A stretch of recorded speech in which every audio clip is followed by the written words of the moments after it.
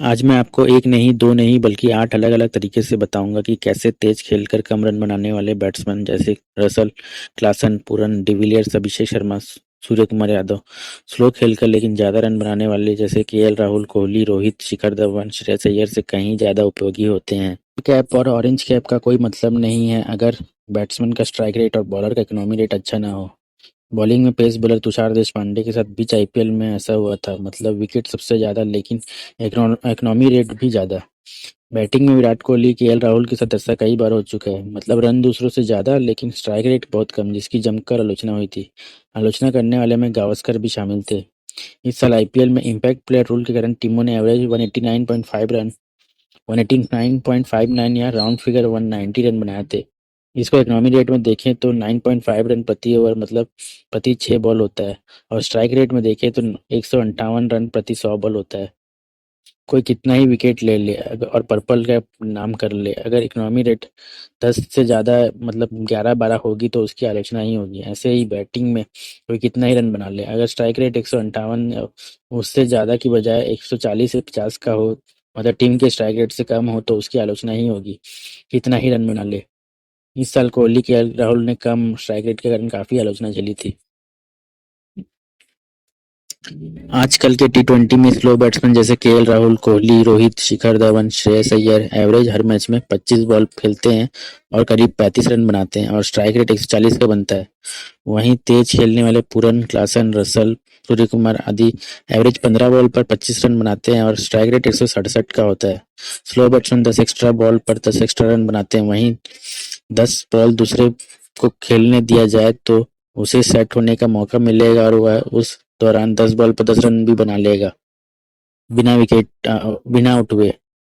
Set होकर खेलने से बैट्समैन का असली रूप बाहर आता है। स्लो बैट्समैन को टीम से हटाकर तेज खेलने वाले को रखा जाए तो नुकसान कुछ नहीं बल्कि फायदा होगा, क्योंकि दूसरा बैट्समैन को सेट होने के लिए टाइम मिलता है। नुकसान इसलिए नहीं होगा क्योंकि 10 बॉलों पर 10 रन बिना आउट हुए बनाना आसान है। एक प्रॉपर बैट्समैन चेज में 10 बॉलों में 10 रन 20 में से 19 बार बनाकर दे देगा बिना आउट हुए।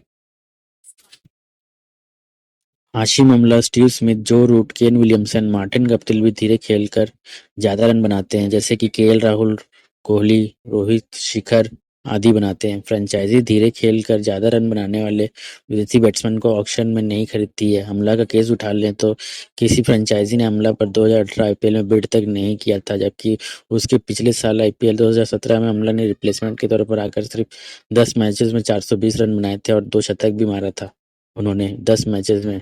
उनका ये प्रदर्शन तब आया था जब उनका स्ट्रेंथ और वीकनेस सभी जानते थे, मतलब पुराने खिलाड़ी थे ना कि नए खिलाड़ी थे। अमला अगर अमला सारे मैच खेलते तो ऑरेंज कैप डेविड वार्नर की जगह उन्हीं को मिलता, फिर भी अमला को अगले ऑक्शन में किसी ने नहीं खरीदा था। नहीं बिकने के पीछे कारण उनका कम स्ट्राइक रेट था जो कि 145 था। Steve Smith, Joe Root, Kane Williamson, Martin Guptill के साथ भी फ्रेंचाइजी वही बर्ताव करती है। बहुत रन मारने के बावजूद ये लोग नहीं बिकते ऑक्शन में, क्योंकि टीमों को स्लो बैट्समैन मतलब एंकर की जरूरत नहीं पड़ती। वैसे ही टी20 में बॉल कम होता है और बैट्समैन ज्यादा होते हैं। एंकर को इस्तेमाल करके बॉलों का नुकसान क्यों करेगी टीमें। एंकर खुद भी तेज नहीं खेलते हैं और दूसरों को भी सेट होकर खेलने नहीं देते हैं, क्योंकि बॉल खा जाते हैं। लेकिन इस टाइप के इंडियन बैट्समैन मतलब केएल राहुल, कोहली, रोहित, शिखर धवन, श्रेयस अय्यर आदि बिक जाते हैं, क्योंकि ये प्लेयर ब्रांड वैल्यू लेकर आते हैं। इसलिए टीमें उनके इनको अपने साथ रखने की पूरी कोशिश करती है। आईपीएल पहले बिजनेस है, बाद में स्पोर्ट्स है। इस बार आईपीएल में जिस टीम के ओपनर तेज खेले थे वही फाइनल में पहुंची थी। यह इत्तेफाक नहीं था। एसआरएच के अभिषेक शर्मा और ट्रेविस हेड और केकेआर के सुनील नारायण और सॉल्ट तेज खेले थे और यही टीम फाइनल में पहुंची थी। टी20 फॉर्मेट में तेज शुरू हुआ तो टीम के सक्सेस में जबरदस्त कनेक्शन होता है। डीएलएस रिसोर्स चार्ट बताता है कि विकेट और ओवर इस्तेमाल करने के बाद कितना रिसोर्स खप गया है और कितना बचा है को परसेंट में बताता है। जिस टीम के बैट्समैन तेज खेलते हैं उनका विकेट का तो नुकसान ज्यादा होता है, लेकिन फिर भी रन भी ज्यादा बनता है और कुल मिला के बड़ा फायदा होता है तेज खेलने वाली टीम को। डीएलएस तरीका यही कहता है, इसको एग्जाम्पल से आराम से समझ सकते हैं।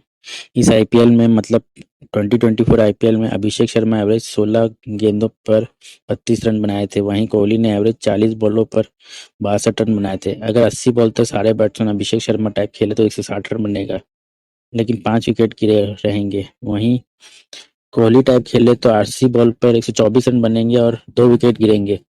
अभिषेक शर्मा के केस में 3 विकेट ज्यादा गिरा है और 36 रन ज्यादा बना है।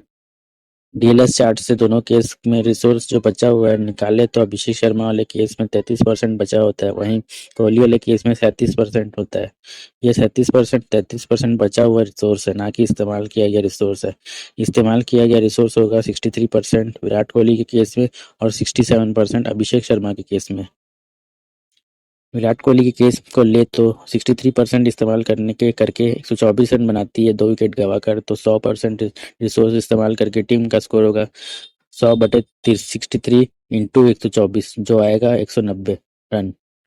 अभिषेक शर्मा के केस में इक्वेशन होगा 100/67 इंटू 160 जो स्कोर आएगा वो 239 रन होगा, जो 49 रन ज्यादा है 190 से। इस तरीके से भी समझा जा सकता है कि तेज खेलने वाले बैट्समैन होने से टीम को कितना फायदा होता है।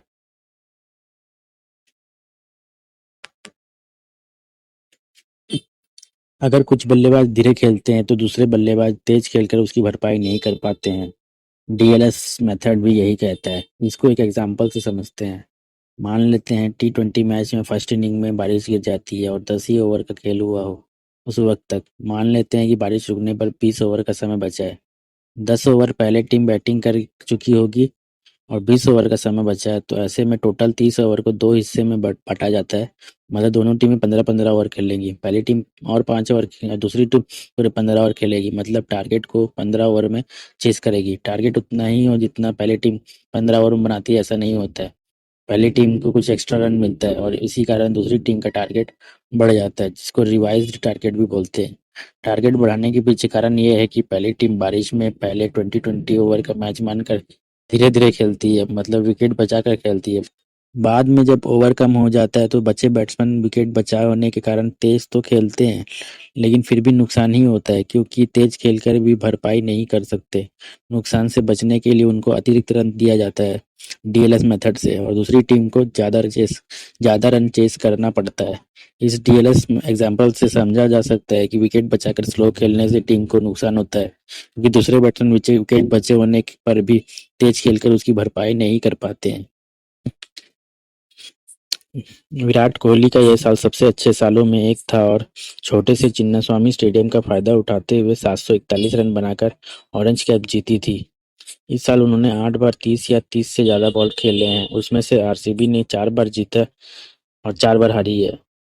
आईपीएल में टॉस के वक्त टीमों का जीतने का चांस एवरेज 50% होता है और आरसीबी ने भी 50% लीग मैचेस ही जीते हैं इस साल आईपीएल में। मतलब 14 में से 7 जीता है।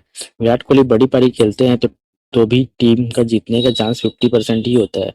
जब विराट नहीं खेल पाते, मतलब जल्दी आउट हो जाते हैं, तो भी टीम आधे मैचेस जीतती है और खेलने पर भी आधे मैचेस जीतती है।